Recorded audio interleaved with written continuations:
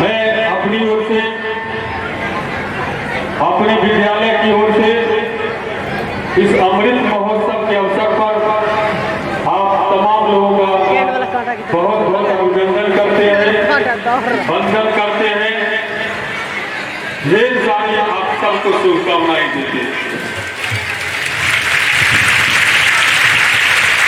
आपने चैनलों के माध्यम से, अखबार के माध्यम से देखा होगा और सुना होगा, और अभी जो पूरे देश में कार्यक्रम चल रहे हैं लगातार इस अमृत महोत्सव के अवसर पर, खासकर इस 3 दिनों से 13, 14 और 15 को हर घर झंडा पहुंचाने का लक्ष्य हमारा भारत सरकार ने रखा था।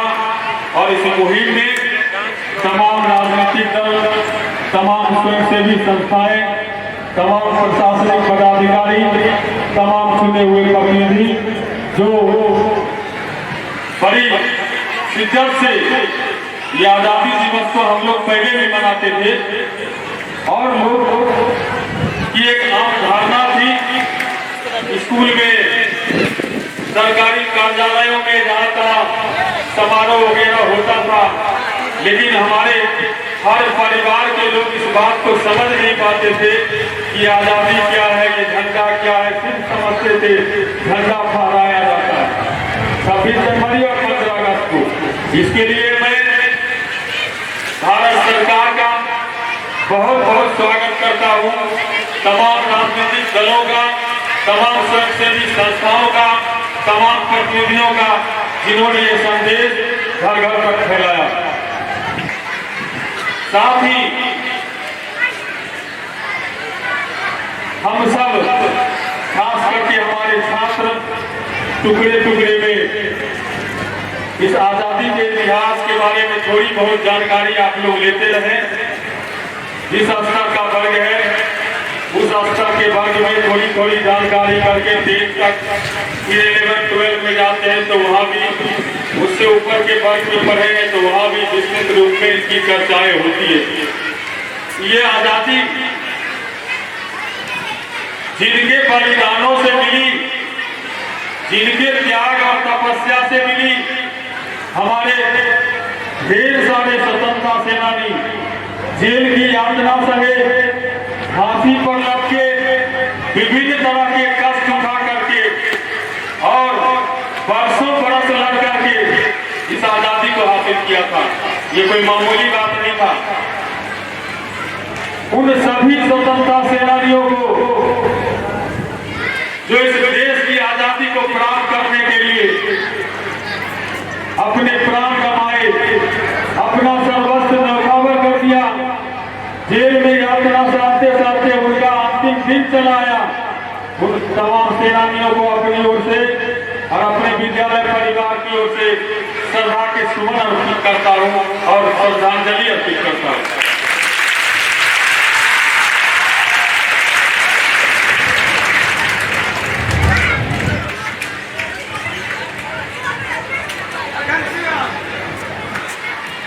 आज हम आजाद मुल्क के नहीं होते तो इस ऊंचाई पर हम भारत पहुंचा है, उस ऊंचाई पर हम पहुंच नहीं पाते।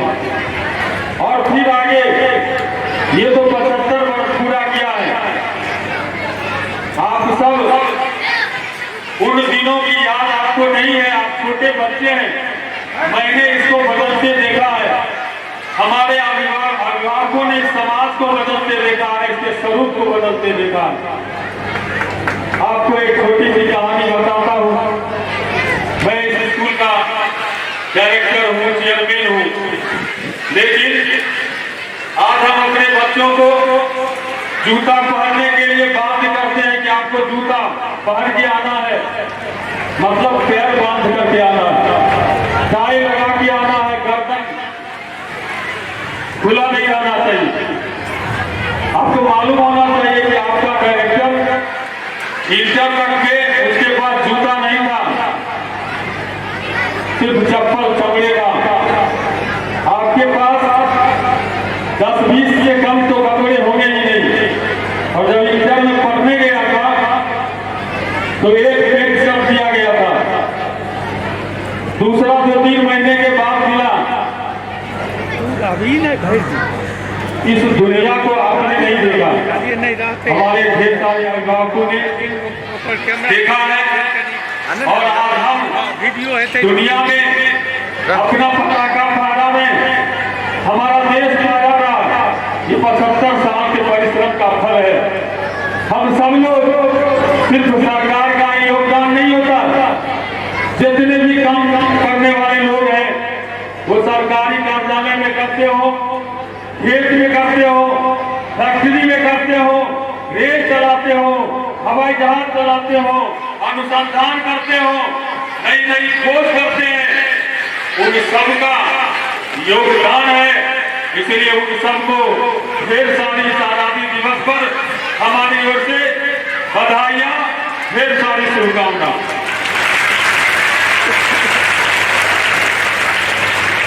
अभी आपने सुना होगा, अब राष्ट्रीय सुरक्षा अकादमी एनडीए में भी महिलाओं का, छात्राओं का प्रवेश शुरू हो गया। पहले नहीं था,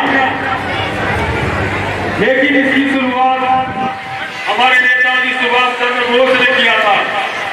उन्होंने झांसी रानी नाम का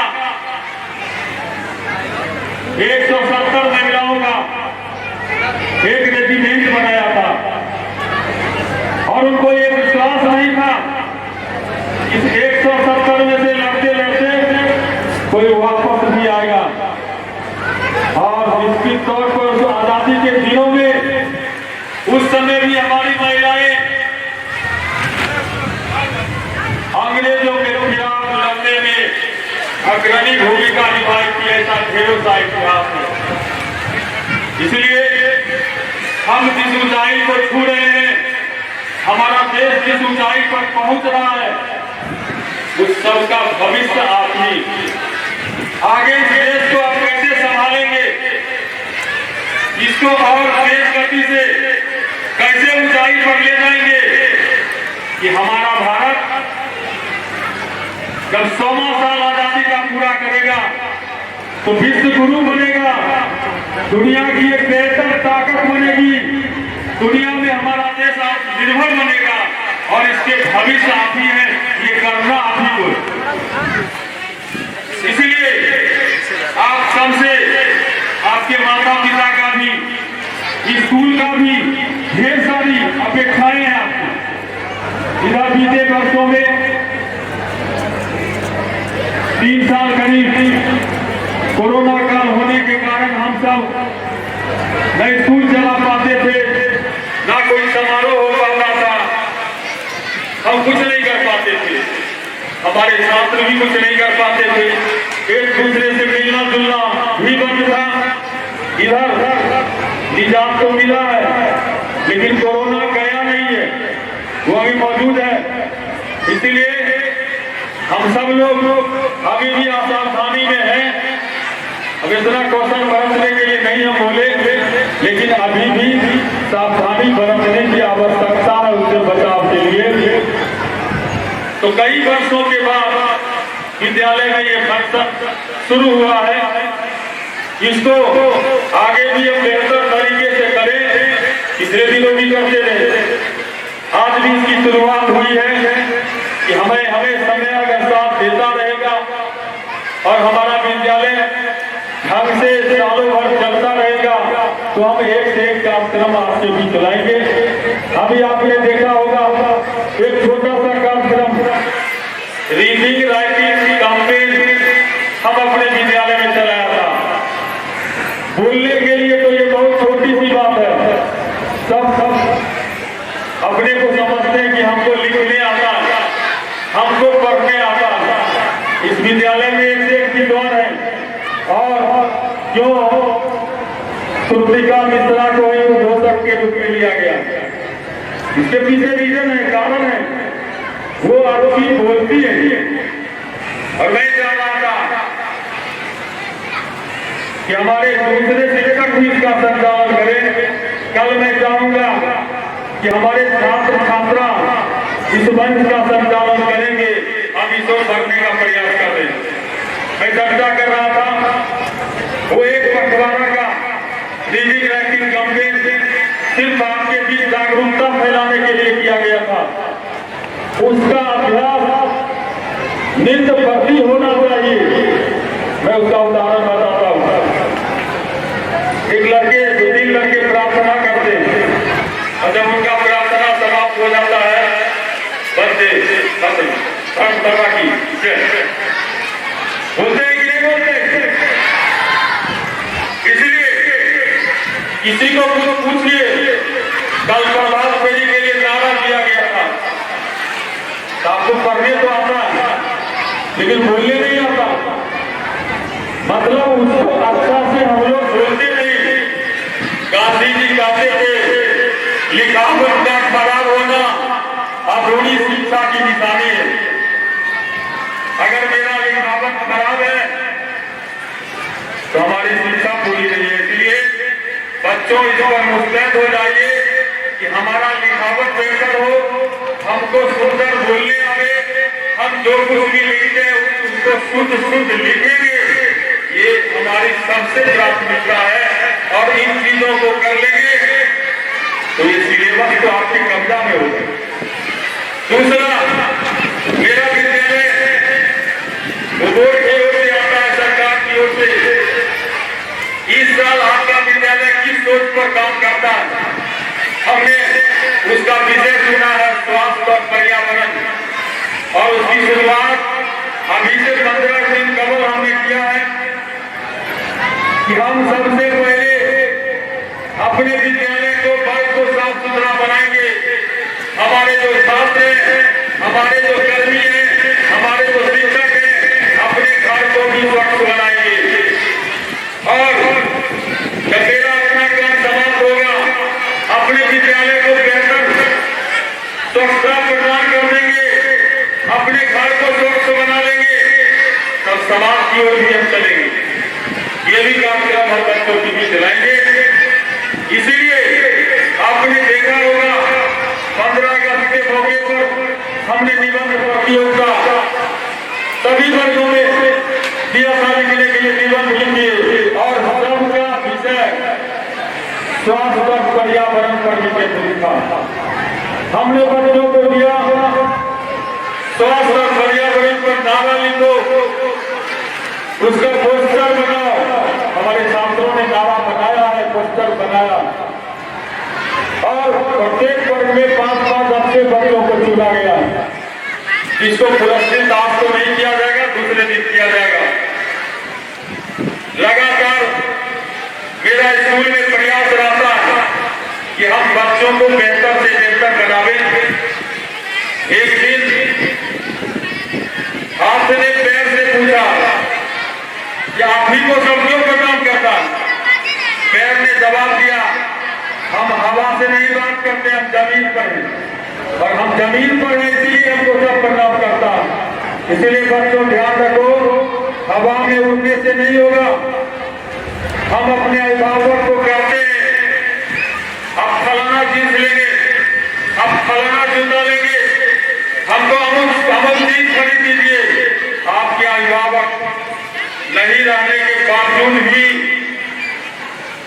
आपको का भरोसा तोड़ते नहीं, आपकी हर ख्वाहिश पूरी करते हैं। तो ये मत समझिए कि हमारे अभिभावक बहुत बड़े हो गए, वो जानते अपने घर में भोजन की व्यवस्था, अपने आवास की व्यवस्था और अपने बच्चों के पढ़ाई लिखाई की व्यवस्था कैसे करते हैं, ये वही उनसे बेहतर कोई नहीं जानता। इसीलिए हवा में मत उड़िए, जमीन पर चलना सीखिए, और जमीन पर जब चलेंगे अपने को बेहतर बनाएंगे तो हम एक कामयाबी पर पहुंचेंगे। इसके लिए भाषण देने की ढेर सारी आवश्यकता नहीं है। ये विद्यालय बच्चों के कैरियर बनाने के लिए है। आपका कैरियर अच्छा होगा, जीवन में आप खुश होंगे, जीवन में आप बड़े बनेंगे। इसीलिए सारा ध्यान आप अपने कैरियर बनाने पर लगाइए। अपने आप को अनुशासित बनाइए। अभी हमारे प्रिंसिपल साहब संबोधन कर रहे थे झंडोत्तोलन में, और बड़ा अच्छा संदेश हम लोगों को दिया कि हमारा भारत देश विविधता में जो हमारी एकता है और हमारी जो विविधता है वो मूल स्वरूप में बना रहे, वो कई मायने में है। हिंदू, मुस्लिम, सिख, ईसाई, गरीब, अमीर, अब ये स्कूल ड्रेस में आपको क्यों आने कहा जाता है? इसमें बड़े घर के लोग भी हैं, खेत में काम करने वाले मजदूरों का भी लड़का पढ़ता होगा, मध्यम किसान के भी लड़के पढ़ते होंगे, तो सबके पास सब तरह का ड्रेस है। तो वर्ग में हीनता की भावना नहीं हो,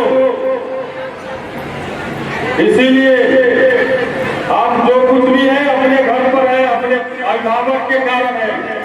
अभी सुना होगा, अखबार में देखा होगा, होटल में काम करने वाले कर्मचारी का लड़का IAS बन रहा है, रिक्शा चलाने वाले का बेटा IPS बन रहा है। ये कोई जरूरी नहीं है कि हमारे पास पैसा होगा तभी हम IAS बनेंगे, तभी हम IPS बनेंगे। आप मेहनती बनोगे, वो खर्चा तुम्हारे पीछे चलेगा, अभिभावक अपना जान बेच देंगे, लेकिन ये जबरदस्ती जान बेचवा लो अभिभावक का, हवा में उड़ोगे तो न घर का रहेंगे न घाट का रहेगा, न आपकी कोई प्रतिष्ठा होगी, न स्कूल की कोई प्रतिष्ठा होगी, न आपके अभिभावक की कोई प्रतिष्ठा होगी। इसलिए हम इन सब लोगों की प्रतिष्ठा कायम करने के लिए, अपनी प्रतिष्ठा कायम करने के लिए अपने आप को बड़ी शिद्दत से बहुत ही बेहतर बनाना होगा, और इसके लिए लगातार ढेर सारे मेहनत की आवश्यकता है, और ये मेहनत आपको करना है, मुझे करना है। अभिभावक तो सिर्फ मार्गदर्शन करते हैं, वो तो स्कूल में भेज रहे हैं आपको, क्या किसी हाई स्कूल में आपको एडमिट करा दिया, निश्चित हो गए। मैं शिकायत भी करना चाहूंगा कि हमारे अभिभावक अपने बच्चों को चेक नहीं करते। आप भेज तो रहे, स्कूल की फीस तो भर रहे, बच्चे की हर ख्वाहिश पूरी कर रहे, ये करता क्या है? इसका चेक होना चाहिए, चेकिंग होना चाहिए। और जब आपके नजदीक से बात निकलकर हमारे तक पहुंचेगी, उसका निदान निकलेगा। समस्या खोजकर उसका निदान करना ही उसको ऊंचाई पर ले जाना, और इसमें हम सबकी भूमिका है, इसलिए हम सबको अपनी भूमिका में रहना चाहिए। बहुत लोग ये कहते हैं, अरे हम तो पढ़े लिखे नहीं है, हम तो व्यस्त रहते हैं हर दिन, सुबह उठते हैं दूसरा चले जाते हैं, फलाना दुकान चले जाते हैं, दुकान पर खेत चले जाते हैं, हम कब चेक करेंगे? सवाल है, आपने चेक करिएगा, उसी में से समय निकाल कर इनको नहीं देखिएगा, भविष्य तो आपके हैं ये, तो इसी के लिए तो आप खेत जा रहे हैं, इसी के लिए दुकान पर जा रहे हैं, इसी के लिए नौकरी कर रहे हैं, और इसी को देखना भूल गए। इसलिए हम तमाम अभिभावकों से आग्रह करते हैं कि निश्चित तौर पर आप थोड़ा सा वक्त निकालकर अपने बच्चों को देखिए, और हम सब मिलकर जब ये प्रयास करेंगे तो हम बेहतर बनेंगे ही, और आप बेहतर ऊंचाई पर पहुंचेंगे। हम आने वाले दिनों में भी स्कूल में और सारे कई फैकल्टी, अभी आपने देखा होगा स्कूल के गेट पर एक म्यूजिकल क्लास की भी शुरुआत विधिवत तो नहीं किया है, लेकिन शुरू हो गया, वो भी किसी दिन शुरू होगा। उसका कमरा, उसका इंस्ट्रूमेंट तैयार है, उसमें सिर्फ छात्र आने बाकी है। वो प्रयाग संगीत यूनिवर्सिटी से प्रभाकर की डिग्री आप वहां से प्राप्त कर सकते हैं, इस विद्यालय से प्राप्त कर सकते हैं, और जिसकी इच्छा हो आप उसमें बेझिझक अपने बच्चों का एडमिशन करवा सकते हैं, और ये हमेशा सेकंड साल में ये क्लास चलेगा। दूसरी ओर हमारा प्रयास है ये 5 साल का बच्चा जब होता है तब हम उसको पेट में ना बेचते। अब भारत सरकार कह रही है नहीं, 3 साल के बच्चों को ही पढ़ाना शुरू कीजिए। मेरे पास प्ले क्लास की व्यवस्था नहीं है, हमने वो तैयार किया है, उसका कैंपिंग नहीं हुआ है कावेरी हॉस्पिटल।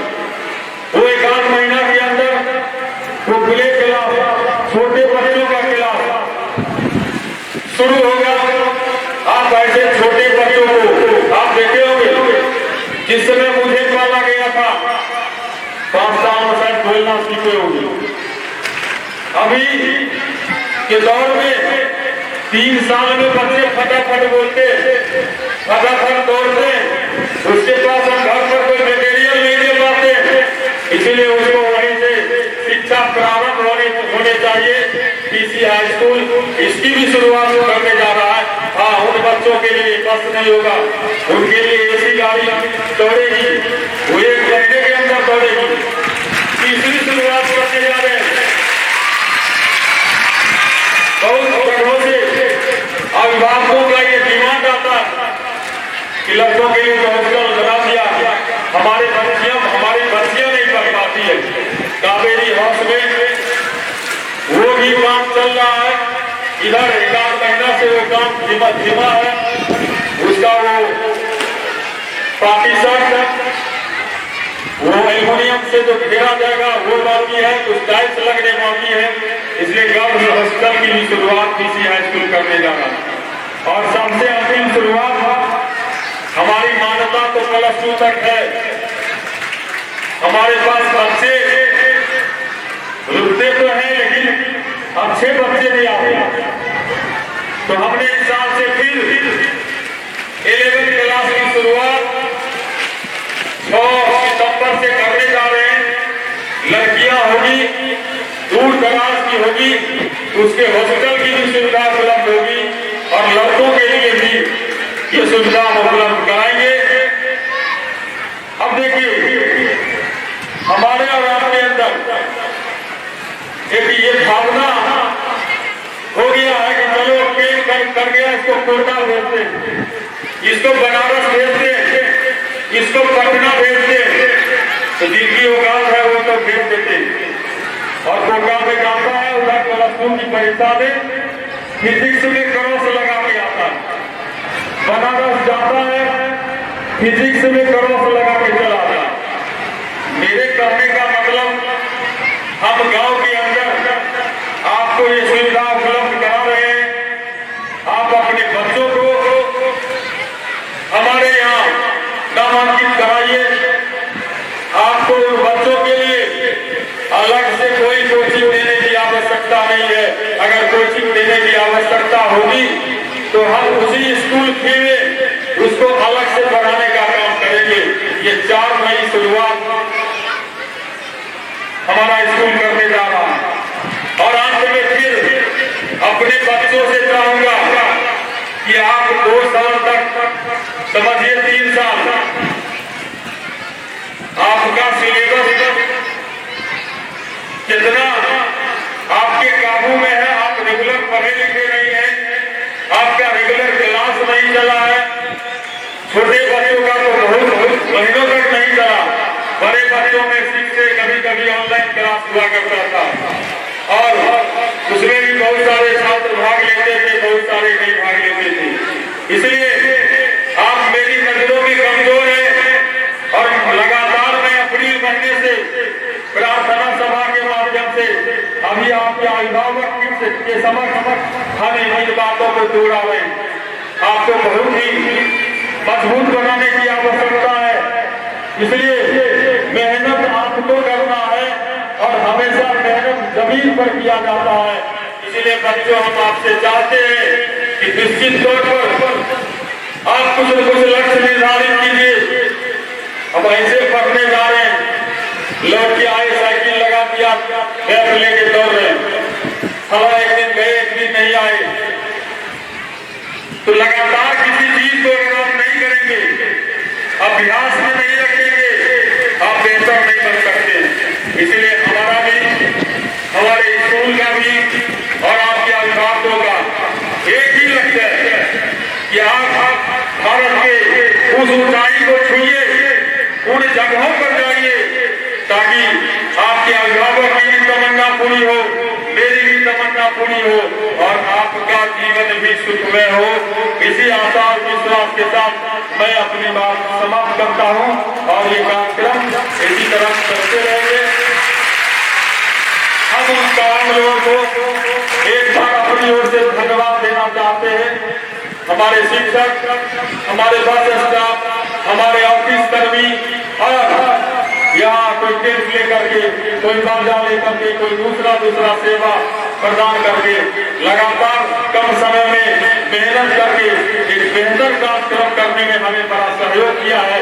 इसके लिए हम तमाम लोगों को अपनी ओर से ढेर सारी शुभकामनाएं और बहुत बहुत धन्यवाद।